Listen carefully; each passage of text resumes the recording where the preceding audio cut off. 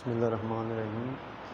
Dear students, हमारा जो lecture है ये एफएससी सेकेंड ईयर के लिए, एफएससी सेकेंड ईयर फिज़िक्स,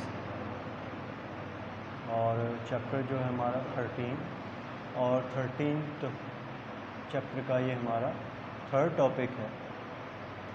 ठीक है, और टॉपिक क्या है कि how current flows through metallic conductor.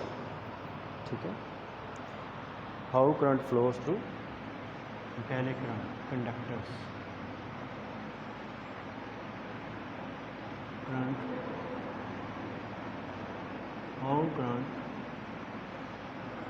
how does current flow through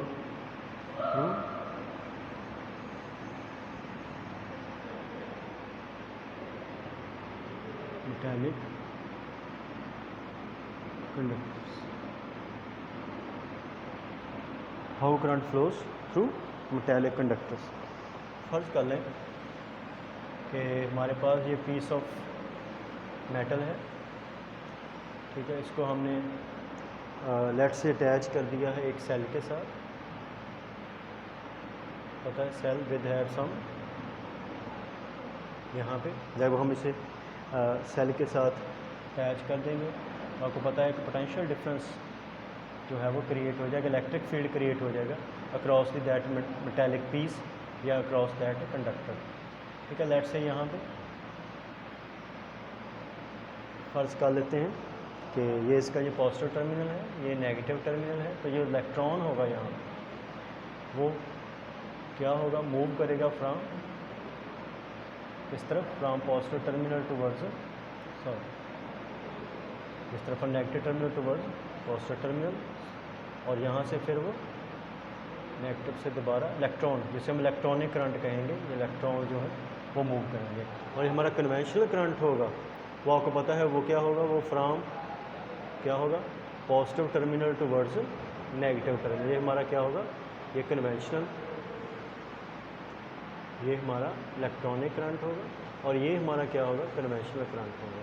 हमने पिछले लेक्चर में आपको बताया था कि इनफैक्ट होता क्या है कि जो चले अगर हम इलेक्ट्रॉनिक करंट को मैं ऐसे दिखा दूँ कि जो इलेक्ट्रॉन है यहाँ से मूव करेगा, ये इलेक्ट्रॉन ये यहाँ इस तरफ, तो नेगेटिव से ये दोबारा ये इस तरफ। सो लेकिन जो हमारा कन्वेंशनल करंट है वो मूव करेगा from positive terminal towards negative terminal of the battery. ठीक है, हमने शुरू में पिछले लेक्चर में चैप्टर शुरू किया था, मैंने बताया था कि जो मेटल्स हैं, ठीक है, मेटल्स के अंदर जो चार्ज कैरियर्स हैं, जो मेजॉरिटी चार्ज कैरियर्स हैं वो क्या हैं, फ्री इलेक्ट्रॉन्स हैं। ठीक है, और सारे इलेक्ट्रॉन्स जो हैं वो टाइटली बाउंड न्यूक्लियस से नहीं हैं, कुछ इलेक्ट्रॉन्स भी होते हैं दैट आर फ्री, जिनको हम क्या कहते हैं, फ्री इलेक्ट्रॉन्स कहते हैं। ठीक है, और इन मेटल्स जो वैलेंस इलेक्ट्रॉन्स हैं वो क्या होते हैं, फ्री इलेक्ट्रॉन्स होते हैं। ठीक है, valence electron in metals are not bound to the individual atom. ठीक है, जो वैलेंस एटम होते हैं, आपको पता है what are valence atoms. Valence atoms are not bound to individual atom. Individual atom के साथ वो बाउंड नहीं होते, individual atoms, and are free to move, और वो फ्रीली मूव कर सकते हैं within the crystal lattice and are free to move. इसलिए हम इनको क्या कहते हैं, इसलिए हम इनको फ्री इलेक्ट्रॉन्स भी कहते हैं। और जो मेटल के अंदर जो करंट फ्लो करता है वो किस वजह से करता है, वो फ्री इलेक्ट्रॉन्स की वजह से करता है, क्योंकि जो मेटालिक कंडक्टर्स हैं उनमें जो चार्ज कैरियर्स हैं वो क्या हैं, इलेक्ट्रॉन्स हैं। तो हम ये कहते हैं कि मेटल्स के अंदर जो वैलेंस शेल है, वैलेंस शेल के अंदर जो वैलेंस इलेक्ट्रॉन्स है that are not bound to the nucleus, से बाउंड नहीं होते, they are free to move within the crystal lattice of that element, वो फ्रीली मूव कर सकते हैं, इसलिए हम इनको क्या कहते हैं, फ्री इलेक्ट्रॉन्स भी कहते हैं। The speed of randomly moving electrons depend upon temperature, और जो स्पीड है इनकी वो रैंडमली मूव करते हैं, speed of their random motion, वो रैंडम मोशन में होते हैं। ऑफ देयर किस पे डिपेंड करती है? Random motion depends upon temperature, वो टेम्परेचर पे डिपेंड करते हैं। कौन टेम्परेचर? कब बात कर रहा हूँ? जब अभी हमने उसको बैटरी के साथ अटैच नहीं किया, वो कंडक्टर के अंदर जो इलेक्ट्रॉन्स हैं वो रैंडमली क्या करेंगे? मूव कर रहे होंगे। ठीक है, तो motion of free electrons in metals, अगर हम मोशन की बात करें, मोशन ऑफ यानी उनकी नेचर क्या है मोशन की, फ्री इलेक्ट्रॉन्स इन मेटल, वो किस तरह मूव कर रहे हैं, उनकी नेचर क्या है? मैंने अभी बताया कि वो within the crystal lattice वो क्या करेंगे? मूव करेंगे, रैंडमली मूव करेंगे। ठीक है, क्या कहेंगे? Free electrons metals random motion में होते हैं। ठीक है, रैंडम मोशन में होते हैं, पहले बताया। और बिल्कुल ऐसे like molecules in molecules of gas, gas के मॉलिक्यूल्स इन बीकर या इन जार, जार के अंदर अगर आप वो गैस को इनक्लोज कर दें तो उसके मॉलिक्यूल्स की जिस तरह मोशन होती है रैंडम, तो वो मेटल के अंदर रैंडमली क्या करते हैं? मूव करते हैं। अब देखें करंट की जो नेचर होगी वो क्या होगी? Current through conductor, metallic conductor, when battery is not attached, one not connected to metal. जब वो बैटरी के साथ कनेक्ट नहीं होगा तो हम कह रहे हैं कि जो मोशन होगी वो क्या होगी? रैंडम होगी। इसका मतलब जब हम डिफ़ाइन करते हैं, आपको याद होगा, करंट को तो हम कहते हैं जो flow of rate of time rate of flow, तो फ्लो कर रहे हों या वो मूव कर रहे हों, तो हम कह रहे हैं कि वो रैंडमली मूव करते हैं। तो जो करंट है थ्रू द कंडक्टर, जब बैटरी भी हमने अटैच नहीं की, तो क्या इस रैंडम मोशन की वजह से वो कंडक्टर के अंदर, मेटालिक कंडक्टर के अंदर वो करंट प्रोड्यूस कर सकते हैं या नहीं कर सकते? नहीं कर सकते। तो जब भी उसको किसी भी कंडक्टर को, मेटालिक कंडक्टर को, जब तक आप बैटरी से अटैच नहीं करेंगे, एक इलेक्ट्रिक फील्ड इस्टेब्लिश नहीं होगा थ्रू दैट कंडक्टर, तब तक करंट फ्लो नहीं करेगा। क्यों? क्योंकि इलेक्ट्रॉन जो है मूव तो कर रहे हैं रैंडमली, लेकिन जो रेट है जिसमें फ्री इलेक्ट्रॉन्स मूव करते हैं from right to left, rate at which free electrons move from right to left equals the rate at which they move from left to right. यानी जिस रेट से, फ़र्ज़ कर लें एक कंडक्टर है, ठीक है, हमने एक क्रॉस सेक्शन अगर लिया है कंडक्टर का, तो क्रॉस सेक्शन ये, तो फॉर के कंडक्टर, इसके अंदर एटम्स होंगे, क्रिस्टल लेटस का आपको पता है, तो एटम्स के अलॉन्ग क्या होगा? इस तरह जो फ्री इलेक्ट्रॉन्स मौजूद होंगे, फ्री इलेक्ट्रॉन्स, और उनकी मोशन क्या होगी? वो रैंडम होगी, कोई इस तरफ जा रहा है, कोई इस तरफ जा रहा है, कोई इस तरफ जा रहा है। अब देखिए इसमें है कि जितने इलेक्ट्रॉन्स का रेट ऑफ फ्लो जो है टुवर्ड लेफ़्ट टू राइट है, उतना ही इलेक्ट्रॉन्स का जो फ्लो रेट है वो होगा लेफ़्ट टू राइट।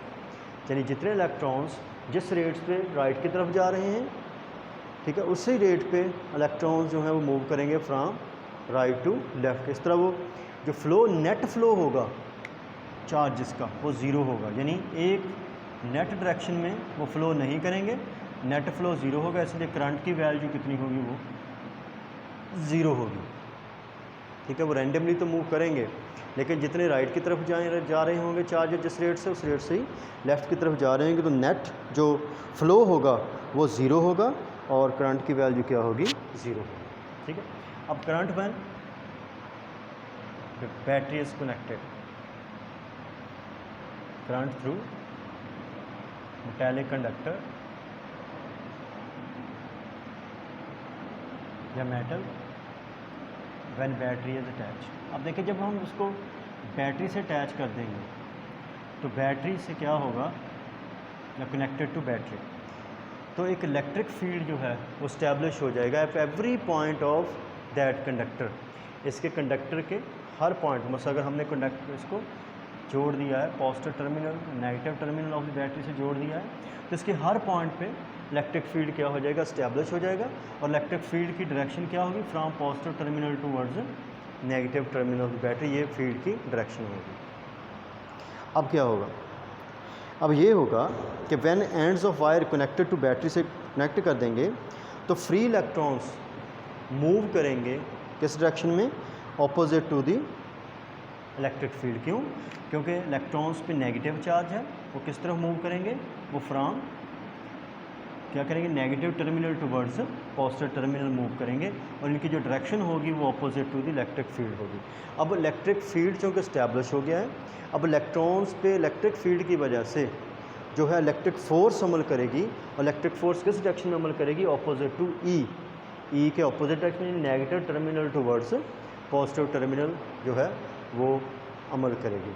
इस तरह क्या होगा, इलेक्ट्रॉन्स जो हैं वो एक यूनिफॉर्म स्पीड के साथ, एक कम एक स्लो और यूनिफॉर्म स्पीड के साथ वो नेगेटिव टर्मिनल से पॉजिटिव टर्मिनल की तरफ या ऑपोजिट टू ही फ्लो करना शुरू कर देंगे।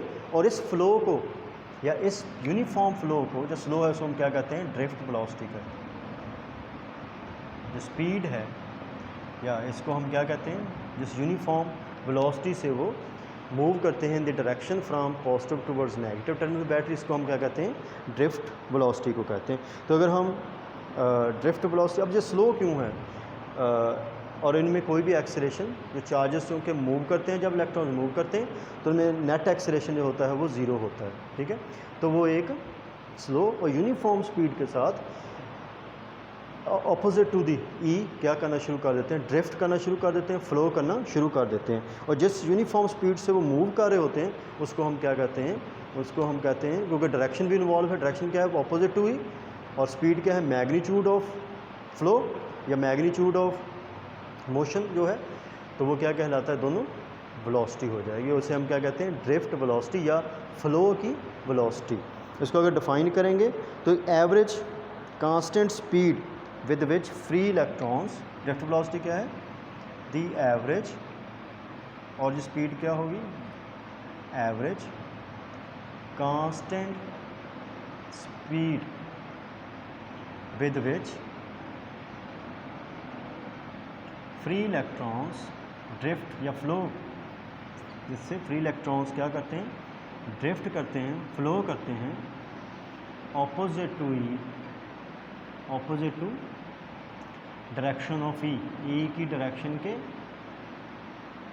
ऑफ इलेक्ट्रिक फील्ड की डायरेक्शन के ऑपोजिट जो वो ड्रिफ्ट करते हैं, ठीक है, मूव करते हैं थ्रू द कंडक्टर, ठीक है। कब, when current flows through the conductor, when current flows through the conductor, जब करंट फ्लो करता है तो ये यूनिफॉर्म या कांस्टेंट स्पीड के साथ ऑपोजिट ही मूव करते हैं, ठीक है। तो इस स्पीड को या इस कांस्टेंट स्पीड को हम क्या कहते हैं, ठीक है, हम कहते हैं इसको drift velocity called through the conductor is called drift velocity, ठीक है। ये आगे डेफिनेशन ड्रिफ्ट वेलोसिटी की। अब हम बात करेंगे कि एक्सेलरेशन ऑफ इलेक्ट्रॉन्स, इलेक्ट्रॉन्स में कोई एक्सेलरेशन, नेट एक्सेलरेशन इलेक्ट्रॉन्स का क्या होता है, ज़ीरो होता है। ये जो ड्रिफ्ट वेलोसिटी है ये एक नहायत ही रैंडम वेलोसिटी जो है वो जब हम बैटरी से अटैच नहीं करते तो रैंडम वेलोसिटी जो है वो उसकी वैल्यू बहुत ही ज़्यादा होती है, इवन जो है वो 1000 टाइम्स होती है। लेकिन जब बैटरी से अटैच कर देते हैं तो जो इलेक्ट्रॉन्स की मोशन है वो एक डायरेक्शन में जो बहुत ही स्लो होती है, वो क्यों स्लो होती है वो भी हम बात कर रहे हैं। उसमें एक्सेलरेशन कितना होता है, ज़ीरो एक्सेलरेशन। चार्जेस जो हैं मूव करते हैं या एक्सेलरेशन, और फ्री इलेक्ट्रॉन्स जो हैं वो क्या है, एक्सलेशन ऑफ फ्री इलेक्ट्रॉन्स, जब करंट फ्लो कर रहा हो तो जो एक्सलेशन होगा या जो नेट एक्सलेशन होता है फ्री इलेक्ट्रॉन्स का जब करंट फ्लो कर रहा हो वो क्या है, ज़ीरो होता है। वो ज़ीरो क्यों होता है? अब हम ये बात करते हैं ड्रिफ्ट वेलोसिटी को डिफाइन हम कहते हैं कांस्टेंट स्पीड। अब स्पीड कांस्टेंट क्यों होती है? आपको पता है जब स्पीड कांस्टेंट होगी तो चार्जेस का जो एक्सेलरेशन होगा वो क्या होगा, ज़ीरो होगा। होता क्या है कि जब चार्जेस मूव करते हैं in opposite direction to, let's say J direction किसकी है, इलेक्ट्रिक फील्ड की है, तो इलेक्ट्रॉन जब मूव करते हैं एक डायरेक्शन में तो आपको पता है क्रिस्टल लेटेस्ट एटम्स जो हैं मेटल के अंदर, एटम्स एक मखसूस तरतीब के साथ रेंज होते हैं, इसे क्रिस्टल लेटेस्ट हम कहते हैं। तो इलेक्ट्रॉन जब मूव करते हैं तो वो क्रिस्टल लेटेस्ट एटम के साथ क्या लगातार मुसलसल क्या करते रहते हैं, कोलाइड करते रहते हैं। अब इनकी दो तरह की मोशन है। जो इलेक्ट्रॉन जब मूव करता है फ्री इलेक्ट्रॉन तो क्रिस्टल लेटेस्ट एटम से टकराता है और अपनी बहुत सी एनर्जी जो है वो क्रिस्टल लेटेस्ट एटम को इम्पार्ट करता जाता है, उसको शिफ्ट करता जाता है। इस तरह क्या होता है, कोलिजन के बाद उसकी डायरेक्शन जो है वो दो तरह का डायरेक्शन होगी। एक तो रैंडम मोशन में कि वो टकरा रहे हैं इलेक्ट्रॉन, जैसे इधर टकरा रहा है, इधर थोड़ा सा इसको मैं और बड़ा बना दूँ, ये क्रिस्टल लेटेस्ट एटम है तो इलेक्ट्रॉन यहाँ टकराए, यहाँ टकराए, यहाँ, और वो opposite to free. Random motion भी होगी, कोलाइड करता जाएगा एटम्स के साथ, अपनी बहुत सी एनर्जी शिफ्ट करता जाएगा क्रिस्टल लेटेस्ट एटम्स को, और इलेक्ट्रिक फील्ड की वजह से, इलेक्ट्रिक फोर्स की वजह से एक डायरेक्शन में स्लोली ड्रिफ्ट भी करता जाएगा। इस तरह क्या होगा, क्योंकि बहुत सी एनर्जी अपनी वो शिफ्ट करता जाता है क्रिस्टल लेटेस्ट एटम को, तो बहुत सी कनेटिक एनर्जी इसकी क्या हो जाती है, वो लूज़ हो जाती है और बहुत ही कम कनेटिक एनर्जी रह जाती है। और इस तरह वो एक यूनिफॉर्म, एक स्लो कम यूनिफॉर्म स्पीड के साथ मूव करते हैं और नेट एक्सेलरेशन क्या होता है, ज़ीरो होता है। इसलिए जो फ्री इलेक्ट्रॉन्स हैं does not attain any acceleration, attain नहीं करते और वो यूनिफॉर्म वेलोसिटी से क्या करते रहते हैं, मूव करते हैं, जिसे हम क्या कहते हैं, ड्रिफ्ट वेलोसिटी कहते हैं। ठीक है।